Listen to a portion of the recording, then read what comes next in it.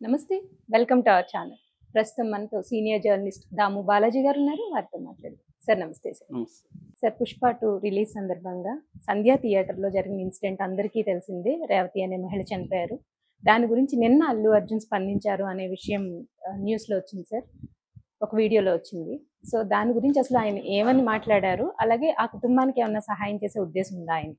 నిన్న అల్లు అర్జున్ ఒక video release చేశాడు. అందులో ఆయన ఆ సంఘటనని పట్ల బాధపడుతూ మాట్లాడాడు. హ్మ్. అంటే ఇది ఎప్పటినుంచో కొన్ని ఏళ్ల నుంచి ఇలాగా ఒక థియేటర్‌కెళ్ళి ఆడియన్స్‌తో హీరోలు సినిమా చూడడం అనేది ఒక తెలియని ఆనవాయితీగా వస్తుంది. హ్మ్. అలాగే మేము వెళ్ళాము.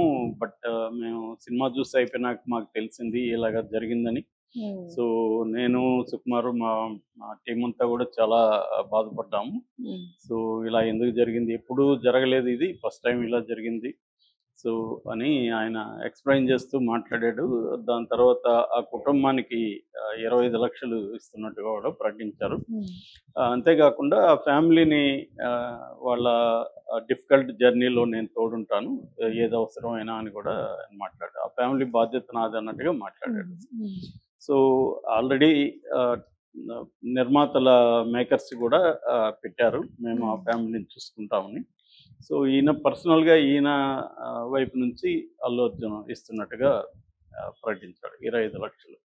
అయితే ఇక్కడ ఆహ్, తన వైపు నుంచి అలా వెళ్ళడం తప్ప అన్న చర్చ ఇప్పుడు ఎక్కువగా జరుగుతుంది. అవును. ఏందంటే అల్లు అర్జున్ వల్లే ఇది జరిగిందనేది ఎక్కువ మంది చెప్తున్న మాట. ఎందుకంటే థియేటర్ లోపలికి ఆల్రెడీ థియేటర్ ఫుల్ ఉంది. అటువంటప్పుడు ఈయన ఒక 20, 30 మందిని యేసుకొని ఎళ్ళినట్టుగా భాస్కర్ వాళ్ళ హస్బెండ్, రేవతి అనే ఆవిడ చనిపోయింది. వాళ్ళ హస్బెండ్ భాస్కర్ గూడా హ్మ్. చెప్తున్నాడు.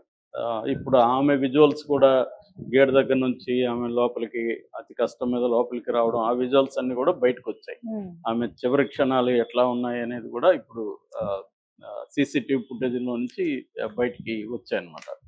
అవన్నీ జూసినాక ఎక్కువ మంది మాట్లాడుతున్నది ఏందంటే అల్లు అర్జున్‌దే తప్పు అన్నట్టుగా మాట్లాడుతున్నారు.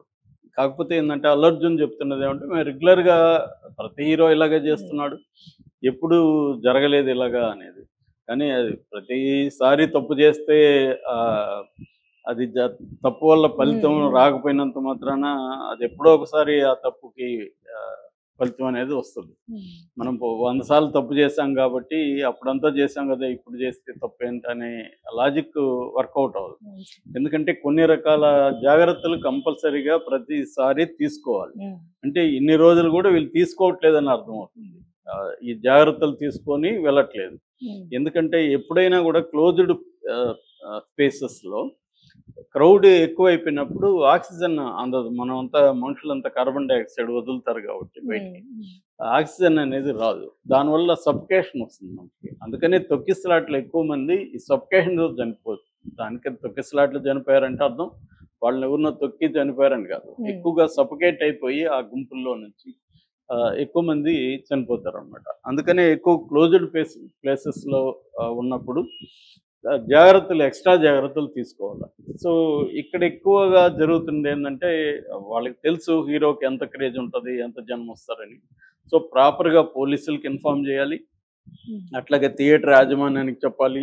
ఆహ్, మేము ఇలాగ వస్తున్నాము. మిగతా వాళ్ళని ఎవరిని అక్కడ లేకుండా చూడండని. సో, హ్మ్. ఇదంతా ప్లాన్ జేసుకొని వాళ్ళు రావాలి. కానీ వాళ్ళేందంటే ఒక రిలీజ్ అయిన ఒక ఎక్సైట్‌మెంట్ అదంతా ఉన్నప్పుడు వాళ్ళకి ఒక సెక్యూరిటీ మేనేజర్ ఉన్నాడు.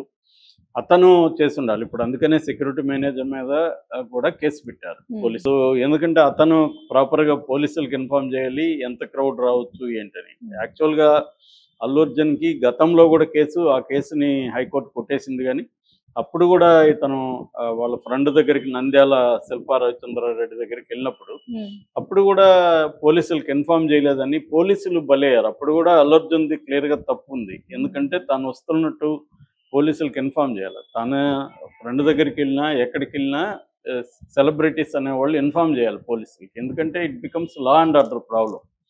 సో, అందువల్ల అక్కడ వేలాది మంది అప్పుడు గూడా గుమికూడారు. అది ఎలక్షన్ కోడ్‌కి వ్యతిరేకం అని జెప్పి అక్కడ ఆహ్, దాదాపు ముగ్గురు, నలుగురు పోలీసుల్ని ఎలక్షన్ కమిషన్ సస్పెండ్ జేసింది. హ్మ్. నిజానికి వాళ్ళకి కూడా రైట్ ఇన్ఫర్మేషన్ లేనప్పుడు వాళ్ళు ఎంతమంది వస్తారు, ఇప్పుడు ఇతను ఎప్పుడు వస్తాడు, ఈ ఇన్ఫర్మేషన్ అంతా అవును సార్. అల్లు అర్జున్ వైపు నుంచి ఇవ్వాలి. సో అది బాధ్యతారహితంగా క్లియర్ కనబడుతుంది. దాని నుంచి అల్లు అర్జున్ కానీ మిగతా హీరోలు కానీ ఇప్పటి నుంచి అయినా థియేటర్లకు వెళ్ళేటప్పుడు ఈ జాగ్రత్తలు తీసుకోవాల్సిన అవసరం ఉంది. రెండవది ఈ థియేటర్ యాజమాన్యం వాళ్ళకి కూడా కామన్ అయిపోయినప్పుడు దీన్ని అంటే వాళ్ళు చాలాసార్లు థియేటర్లలో ఏంటంటే ఏదన్నా ప్రమాదం జరిగితే ప్రాపర్ మెజర్స్ ముందుగా తీసుకొని ఉండరు వాళ్ళు. ఇక్కడంతా ఏమవుతుందంటే మనం అనేక ప్లేసులు చూస్తూ ఉంటాం. ఎట్లా జనం ఉంటారంటే ఏదన్నా జరిగితే ఏమవుతుందా అనిపిస్తూ ఉంటుంది. ఎందుకంటే ఇక్కడ ఆ, అవినీతి ఇవన్నీ ఉంటాయి కాబట్టి వీళ్ళకి పర్మిషన్లు ఇచ్చేస్తూ ఉంటారు తీసుకునేటప్పుడు. సో దాని తర్వాత ఏదైనా ప్రమాదం జరిగినప్పుడే ఈ చర్చ వస్తూ ఉంటుంది తప్ప ప్రమాదం జరగని రోజులు అది నడుస్తూనే ఉంటుంది. సో అందుకని ఇప్పుడు ఈ సంఘటన పట్ల గవర్నమెంట్ కూడా ఒక చిన్న విచారణ లాంటిది జరిపించాలి. పోలీసుల విచారణ అనేది సరిపోదు. ఎందుకంటే ఇవన్నీ బిగినింగ్లో హడావిడి ఉంటుంది, మనం అంతా చెప్పుకుంటాం. 4 రోజులు పోయినాక ఇది నీరు గారిపోతుంది, ఎవడు పట్టించుకోడు. ఇప్పుడు మాట్లాడే వాళ్ళందరూ కూడా వాళ్ళకి వేరే ఇష్యూలు వస్తాయి, వేరే దాని మీదకి వెళ్ళిపోతారు కాబట్టి ఇది పక్కదారి పడుతుంది. అయితే ఇప్పుడు మళ్ళీ అల్లు అర్జున్ మీద కేసు పెడితే మాత్రం ఆయన మీద ఉన్న సెక్షన్లో అయితే బిఎన్ఎస్ కింద 105, 118 ఈ 2 సెక్షన్ల కింద పెట్టారు. ఈ 2 సెక్షన్ల కింద 5 నుంచి 10 ఏళ్ళు జైలు శిక్ష పడే అవకాశం ఉంది. ఎందుకంటే ఒకరి మరణానికి కారణమయ్యారు అన్నదే ఆ సెక్షన్ అనమాట. హత్య కాదు కానీ మరణానికి దారి తీయడానికి కారణమయ్యారు అన్న దీంట్లో ఈయన మీద థియేటర్ యాజమాన్యం మీద సెక్యూరిటీ మేనేజర్ మీద పెట్టారు. అట్లాగే పోలీసుల వైపు నుంచి ఏమన్నా వైఫల్యం ఉందా అన్న యాంగిల్లో కూడా దీన్ని విచారించాల్సిన అవసరం ఉంది. పోలీసులు అయితే మా దీంట్లో ఏం వైఫల్యం లేదని చెప్తున్నారు. కానీ ఇప్పుడు అటువంటి సంధ్యా థియేటర్ అంటేనే విపరీతమైన క్రౌడ్స్ వస్తారు. పోలీసులు జనరల్గా సెక్యూరిటీ పెడతారు కానీ అది సరిపోదు. సో అల్లు అర్జున్ వచ్చింది మాకు కరెక్ట్గా టైంకి చెప్పలేదని వాళ్ళు చెప్తున్నారు. సో దీన్ని అంతా కూడా విచారించాల్సిన అవసరం ఉంది. దీంట్లో ఎవరెవరు తప్పు ఉంది, ఏం తేలాల్సిన అవసరం ఉంది. ఓన్లీ ఇప్పటివరకైతే గవర్నమెంట్ వైపు నుంచి ఎటువంటి చర్యలు ఏమి కనిపించలేదు. ఓన్లీ ఆ బెనిఫిట్ షోలను రద్దు చేస్తున్నట్టు మాత్రం ప్రకటించారు. బెనిఫిట్ షోలు రద్దు చేయడం అనేది పరిష్కారం కాదు. బెనిఫిట్ షో కాకపోయినా వాళ్ళు మామూలు షోకైనా వస్తారు కదా హీరోలు.